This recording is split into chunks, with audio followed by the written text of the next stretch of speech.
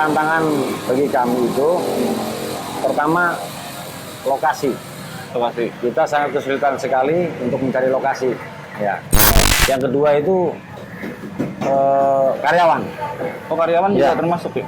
Karyawan itu susah nyarinya. Jangan sampai menyerah lah, jangan sampai menyerah. Pokoknya ada untuk sedikit ya bisa menutupi untuk yang hari-hari yang sepi. Kuncinya itu sabar, ya, sabar dan berdoa, itu aja. Terus sabar. Selalu berdoa itu tidak ada hentinya, harus selalu berdoa agar keinginan cita-cita saya itu untuk membuka cabang berikutnya tercapai. Yang penting kita tekunin usaha tersebut, kita berdoa, kita sabar dan selalu tawakal.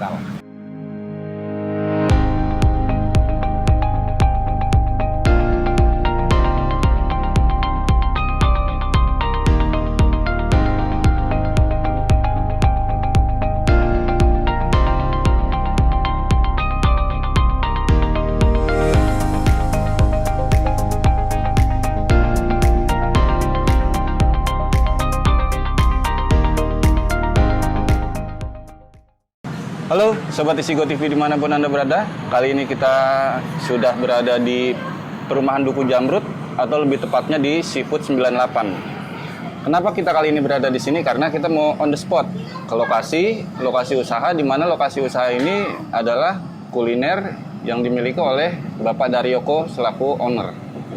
Kali ini kita akan bincang-bincang sejenak dengan Pak Daryoko. Kita kulik mengenai usaha atau lika-liku usahanya. Yuk, kita cek. Selamat malam, Pak Daryoko. Selamat malam, Pak. Ini saya manggilnya Bapak, Mas, apa Abang? Enak. Abang aja yang lebih akrab ya. Biar lebih akrab. Ini saya mau nanya-nanya nih. Nanya-nanya. Jadi, saya mau diceritakan dong awal mula berdirinya Seafood 98 ini. Ya. Bisa di sini awal mulanya itu seperti gimana? Awal mulanya itu biasa pertemanan. Kami punya teman yang usaha seafood juga sama. Oh iya. Kemudian saya pikir-pikir kemudian saya pengen buka usaha dengan sedikit obrolan dengan teman saya yang buka seafood dan mereka sangat mendukung. Jadi awalnya itu teman ya, dari teman. Dari teman. Kemudian kami minat dan belajar memasak dan akhirnya kami ngobrol dengan teman, akhirnya jadi ini ya. Nah, kalau bicara mengenai usaha, berarti kan awalnya itu berarti Abang nyari tempat teman dulu awalnya tuh ya? Iya. Sehingga tergerak pengen punya usaha sendiri. Betul. Pengen usaha sendiri di sini. Nah, yang mau saya tanyakan berikutnya itu bicara usaha. Tantangan kalau dari usaha ini apa Bang? Ya, biasanya tantangan bagi kami itu pertama lokasi. Kita sangat kesulitan sekali untuk mencari lokasi. Ya, lokasi tempat yang strategis untuk berjualan. Kemudian yang kedua itu karyawan. Oh, karyawan juga termasuk ya? Karyawan itu susah nyarinya. Susah nyari karyawan yang karena ini kulinernya kan seafood ya, pedagang seafood. Tentunya kami mencari yang sudah terbiasa masak seafood. Gitu. Oh gitu. Ya. Jadi memang nggak bisa kayak orang sembarangan gitu. Ya, ada orang yang lagi bengong atau lagi nggak ada kerjaan, udah ikut saya. Ya, nggak bisa sembarangan bisa. ya, karena menentukan kualitas juga. Tentunya orang-orang yang mempunyai spesialis khusus untuk masak seafood dan lain-lainnya. Oh, iya. Nah, kalau untuk ini, sebelum memulai ini pernah memulai usaha lain lagi Bang? Belum pernah. Kebetulan ini yang pertama kali saya jalani sebagai usaha seafood ini ya. Udah berapa lama sih Bang di sini Bang? Untuk usaha seafood ini kurang lebih sudah hampir 2 tahun. Hampir 2 tahun ya? Hampir 2 tahun. Nah, kalau saya kan kalau melihat usaha ya, usaha itu kan turun naik ya, nggak selalu stabil naik kan. Ya. Untuk mencikapi kadang turun, kadang naik itu gimana itu Bang? Ya seperti biasa namanya usaha ya. Tentunya juga ada, menurut saya ada bulan-bulan yang kadang sepi, kadang rame. Ya kita intinya namanya orang usaha, kita sabar, ya sabar, tawakal, dan kita selalu berdoa. Kalau berdoa yang penting itu aja. Terus kalau ini pernah nggak sih Bang namanya lagi usaha itu ngerasa nyerah gitu, ibarat bukan nyerah apa ya, namanya orang kan kadang mut-mutan pas ketemu lagi, aduh kok nggak jalan-jalan gitu, pernah nggak tuh Bang berpikiran menyerah gitu? Untuk kebetulan begini, kebetulan ini kan usaha saya pertama. Saya apa namanya, istilahnya jangan sampai menyerah lah, jangan sampai menyerah. Pokoknya ada untuk sedikit ya bisa menutupi untuk yang hari-hari yang sepi. Oh iya, jadi untuk menutupi yang sepi bisa dibalas di yang sebelumnya ya. Kalau untuk karyawan ada berapa sih? Untuk karyawan sekarang ada 4, 5 sebenarnya, cuman pulang kampung 1. Oh ada 5. Ya, sedang pulang ada keperluan keluarga. Sekarang tinggal 4. Tinggal 4. Itu pulang karena kemarin ada PSBB atau? Betul. Betul ya. Kemarin kan adanya program pemerintah, himbauan pemerintah tentang PSBB, terus warung belum bisa buka, akhirnya dia kesempatan minta izin untuk pulang. Jadi belum kembali lagi ya? Belum kembali lagi. Tapi bakal kembali atau? Insya Allah kembali lagi. Insya Allah kembali. Bang, kalau bicara usaha yang 2 tahun ya, sudah jalan 2 tahun, berarti kan gini loh, kalau usaha itu kan kadang kalau orangnya nggak telaten ya, tahu-tahu udahan. Maksud saya begini, kuncinya Abang bisa tetap bertahan, tetap strong apalagi kemarin kan kita tahu beberapa bulan kemarin kan kita sempat ada pandemi juga ya. Betul.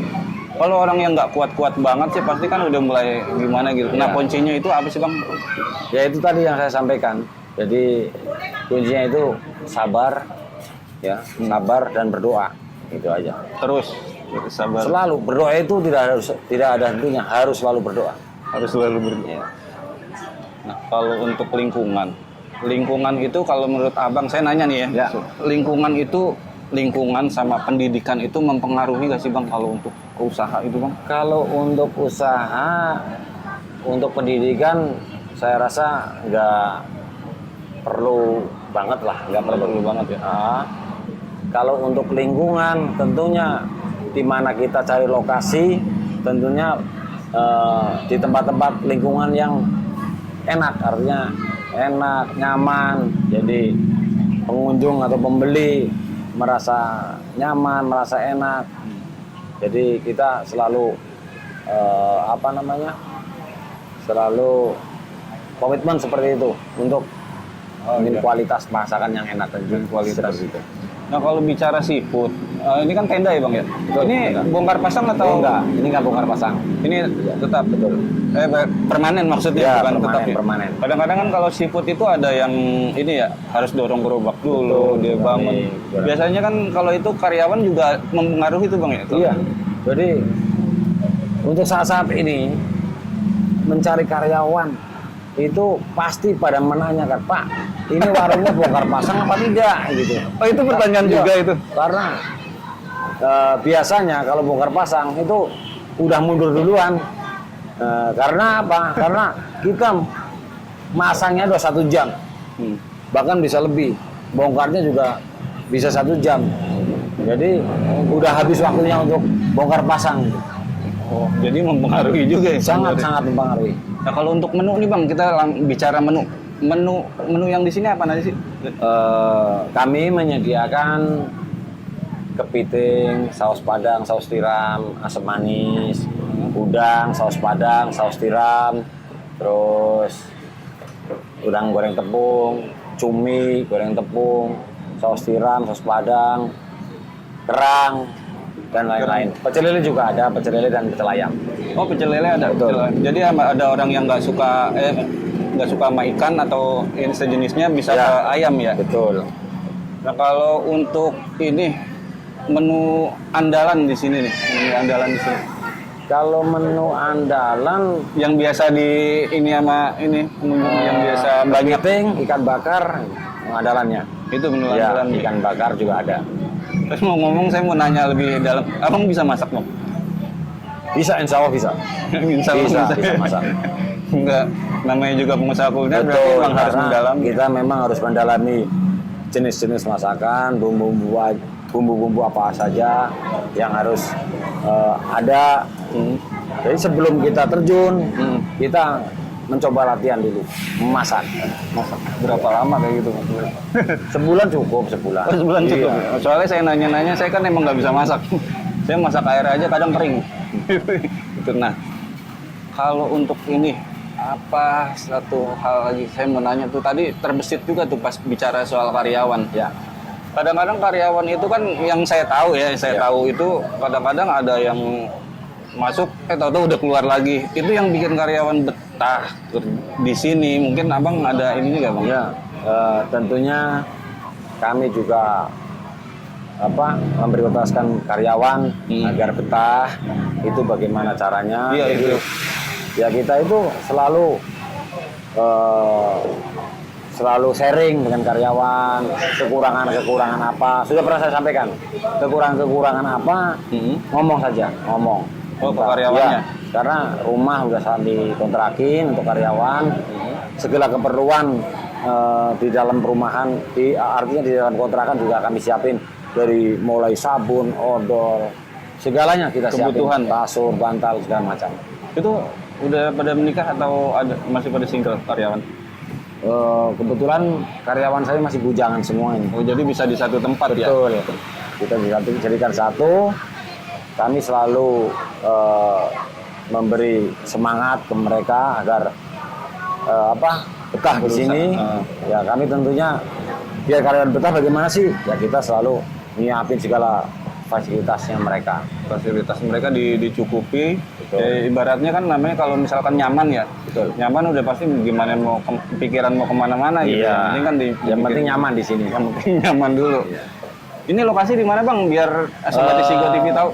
Kami membuka rumah makan seafood 98. Lokasinya ada di perumahan Duku Jamrut, di samping kantor Pegadaian Duku Jamrut, Kelurahan Pedurenan, Kecamatan Mustika Jaya, Kota Bekasi. Oh, berarti di Kota Bekasi ya? Betul. Di Ini masih wilayah Kota Bekasi.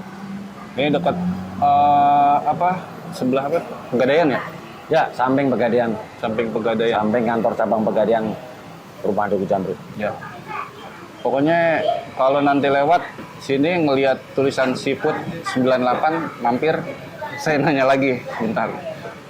Bang, kalau abang yang menjadi keinginan abang agar usaha kuliner ini menjadi semakin berkembang, Iya. baru satu cabang kan ya?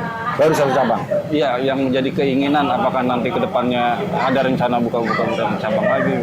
Ya, tentunya namanya orang usaha, kita mengeluarkan modal, tentunya kualitas, kuantitas kami utamakan. Oh, iya. Dari keramahan karyawan kami, ya, senyum, sapa, salam, sopan dan santun, itu selalu kami terapkan. Kemudian tentunya juga namanya orang usaha, pengennya ya rame gitu ya, Iya, pengennya rame. Agar keinginan cita-cita saya itu untuk membuka cabang berikutnya tercapai. Ada rencana juga sih ke depannya. Insya Allah kedepannya pasti harus optimis ke depan. Oh iya. Oke, saya mau nanya lagi nih Bang. Kadang-kadang ada orang yang buka usaha dari hobi. Ya. Karena hobinya apa, buka usaha itu. Betul. Tapi kadang juga ada orang yang buka usaha dari melihat orang rame nih. Ya. Jadi pengen ikut-ikutan. Kalau menurut Abang, baik gak sih Bang kalau buka usaha itu bukan dari hobi, tapi dari kompetensi karena melihat orang rame, jadi tertarik pengen buka gitu Bang. Ya, hobi itu kan tentunya dari istilahnya dari niat. Kalau orang sudah hobi berjualan, hobi masak, itu pasti akan panjang. Iya. Akan panjang, tergantung dari rame atau tidaknya warung tersebut. Itu kalau dari hobi itu ya. Ya.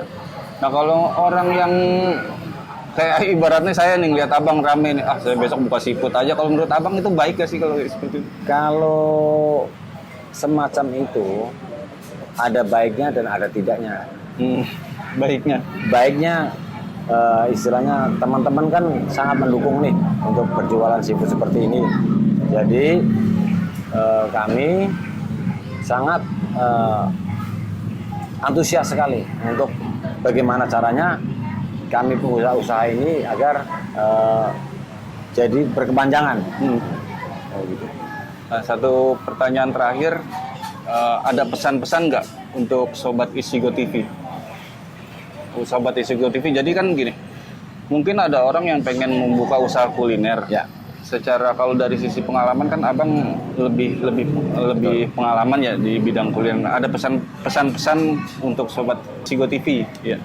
Baik untuk sahabat Esigo TV, untuk pesan-pesan bagi rekan-rekan atau sahabat-sahabat yang mau buka usaha, apapun usahanya, ya yang penting kita tekunin usaha tersebut, kita berdoa, kita sabar dan selalu tawakal. Oke, Sobat Isigo TV dimanapun berada, kita selesai bincang-bincang, tapi tidak selesai sampai di sini. Nanti kita coba tanya-tanya sedikit ke pelanggan dan sekalian lihat proses masaknya. Kayaknya kan, wah gitu. Jangan lupa klik like, subscribe Isigo TV, Bang. Betul. Isigo TV yang gambarnya kamera warna oranye, diklik like, subscribe, dan mohon di-share ke rekan-rekan semuanya. Terima kasih. Bye.